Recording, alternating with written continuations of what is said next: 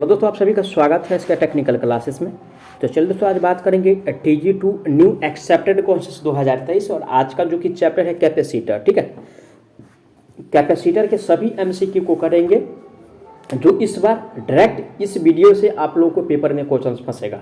तो आप लोग वीडियो में इन तक जरूर बने रहिएगा। साथ ही साथ नए हैं तो चैनल को सब्सक्राइब कर दीजिए, वीडियो को जरूर शेयर कर दीजिएगा अपने दोस्तों तक।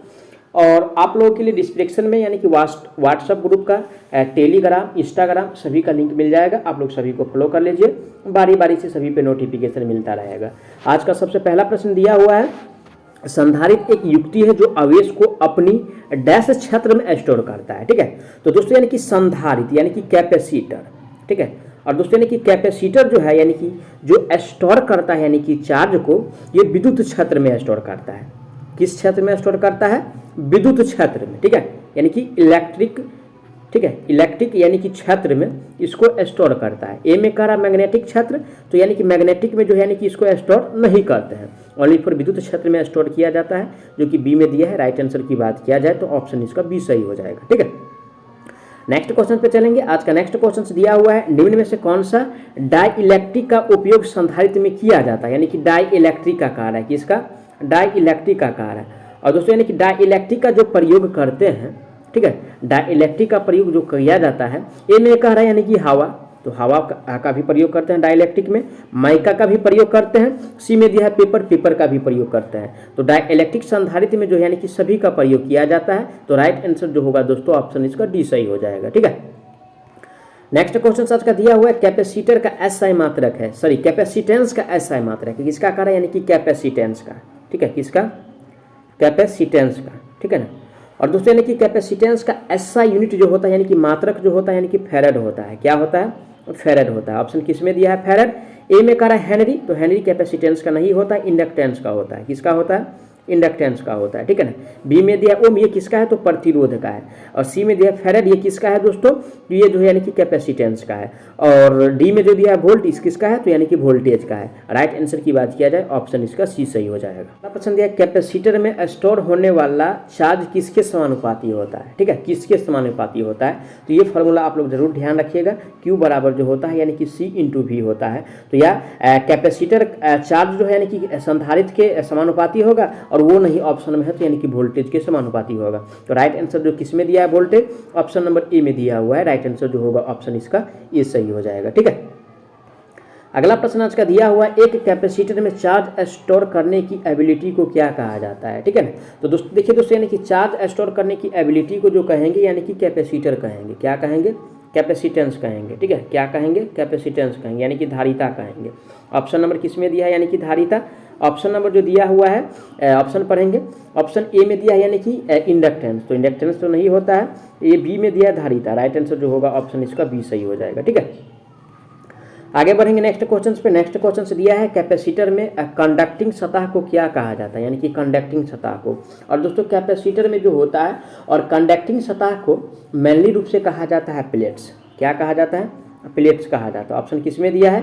ए में कह रहा है प्लेट्स, तो राइट आंसर जो होगा दोस्तों कंडक्टिव सतह को प्लेट्स कहते हैं। करेक्ट आंसर ऑप्शन ए सही हो जाएगा। जबकि बी में दिया है डाई इलेक्ट्रिक, डाई इलेक्ट्रिक नहीं कहते हैं। ठीक है, अगला प्रश्न दिया है, कैपेसिटर में इंसुलेटिंग पदार्थ को क्या कहा जाता है? यानी कि इंसुलेटिंग पदार्थ को कहा इसमें। ठीक है ना। और दोस्तों यानी कि कैपेसिटर में इंसुलेटिंग पदार्थ को मेनली रूप से डाई इलेक्ट्रिक कहा जाता है। क्या कहा जाता है? डाई इलेक्ट्रिक कहा जाता है। यानी कि ऑप्शन ए में दिया है डाई इलेक्ट्रिक। राइट आंसर जो होगा ऑप्शन ए सही हो जाएगा। आगे बढ़ेंगे नेक्स्ट क्वेश्चन पे। कैपेसिटेंस एक डैश राशि है। ठीक है, कैपेसिटेंस। और देखिए दोस्तों यानी कि कैपेसिटेंस जो राशि है ये पॉजिटिव राशि है। किस प्रकार का राशि है? तो पॉजिटिव यानी कि राशि है, जो कि ए में दिया है पॉजिटिव राशि। राइट आंसर ऑप्शन इसका ए सही हो जाएगा। बी में दिया है नेगेटिव, तो नेगेटिव राशि नहीं है कैपेसिटेंस, ओनली फॉर पॉजिटिव राशि है। अगला प्रश्न आज का दिया है, कैपेसिटर में कितने कंडक्टिव सतह होते हैं? कैपेसिटर में कहा रहा है दोस्तों। और कैपेसिटर में ओनली फॉर दो यानी कि जो है यानी कि क्या होता है? कंडक्टिव सतह होता है। ए में कहा रहा है एक, तो एक नहीं होता है, दो होता है, जो कि बी में दिया हुआ है। राइट आंसर ऑप्शन इसका बी सही हो जाएगा। ठीक है, नेक्स्ट क्वेश्चन सच का दिया है, कैपेसिटर कौन रूप आकार में हो सकता है? ए में कह रहा है समानांतर प्लेट्स व्यवस्था। क्या कह रहा है? ए में समानांतर प्लेट्स व्यवस्था। तो तो इस आकार का होगा, इस आकार का क्या कह रहा है, इस आकार का होगा, ठीक है, समानांतर वाला होता है। सी बी में दिया है कंसेंट्रिक सिलेंडर, ठीक है, सिलेंडर प्रकार का, इस आकार में भी होता है। तो यानी कि कैपेसिटर दोस्तों यानी कि दोनों प्रकार में होता है जो ऑप्शन में दिया हुआ है, पैरेलल रूप में भी होता है और कंसेंट्रिक सिलेंडर रूप में भी होता है। तो राइट आंसर ऑप्शन इसका सी सही हो जाएगा, ठीक है। अगला प्रश्न पे चलेंगे। आज का अगला प्रश्न दिया है कैपेसिटर किसके समानुपाती होता है ना, कैपेसिटेंस किसके समानुपाती होता है। तो देखिए दोस्तों यानी कि कैपेसिटेंस जो समानुपाती होता है, ठीक है, क्योंकि इसका फॉर्मूला होता है Q बराबर यानी कि C × V, और समानुपाती की बात है तो वोल्टेज का समानुपाती होगा, ठीक है। ऑप्शन ए में कह रहा है चार्ज, तो यानी कि चार्ज का क्या कह रहा है, क्या कह रहा है दोस्तों ऑप्शन ए में, तो यानी कि चार्ज का जो है यानी कि समानुपाती, तो चार्ज का तो समानुपाती होता ही है, ठीक है। और बी में क्या दिया हुआ है, बी में दिया है पावर, तो पावर का समानुपाती पावर का समानुपाती नहीं होता है, वोल्टेज का समानुपाती होता है, ठीक है ना। कैपेसिटेंस क्या कह रहा है दोस्तों,